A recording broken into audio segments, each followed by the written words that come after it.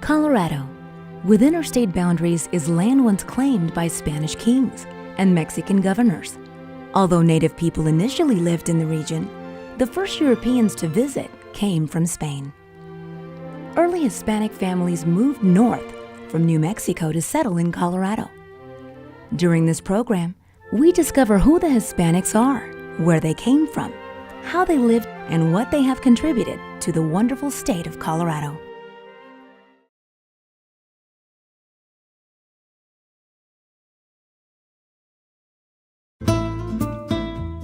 Colorado has a rich and unique Hispanic heritage. Between 1540 and 1542, Spanish exploration and prospecting in Colorado were more frequent than the records reveal. Interaction with indigenous Americans was influential and in many ways a mix of cultures evolved.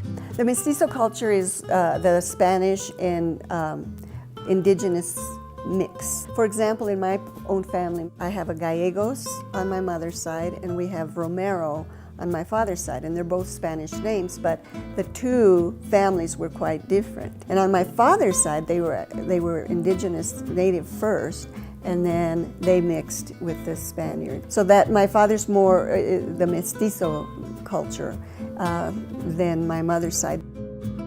Another thing that I used to feel also in reading the history book was seemed like civilization moved in from the east to the west, when actually there was already a civilization in the west.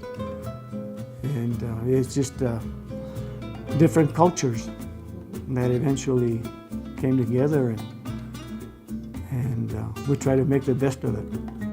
Over the past 400 years, the Hispanic experience in Colorado has given rise to many terms, each reflecting the diverse and dynamic identities of this ethnic group. According to the people that I polled here, they don't want to say that we're Hispano, Indo-Hispano, Chicano, Mexican-American, or anything. The word Mexican could not be used. Many of the people, were trying to say, well, my grandfather came from Spain, or, looking roots so that they were not Mexican. I mean, it was a tragedy. So they would rather call themselves at the time Spanish. The awareness that came, as people, especially the youth in the late 60s, yeah, I'm a Mexican, I'm a Chicano, all that. That is, for me, one of the greatest jumps that happened in the Hispanic community. It seems like different people within the Hispanic community want to refer to themselves as Chicanos or Mexican American or Latinos, but seems like the more popular terms used today are like Latino or Hispanic. And I don't get too hung up on labels because I think what identifies a person's background or his character or his cultural values. The term that I like best is Hispanic. Hispanics are those who have some roots with the Hispanic, the Southwest, Mexico. So the terms have been evolving. I think that the most common one that we have now is Latino. Spaniards brought their language with them when they first explored the Southwest. Through generations, they retained their native Spanish tongue, and Colorado territorial government officials were often bilingual.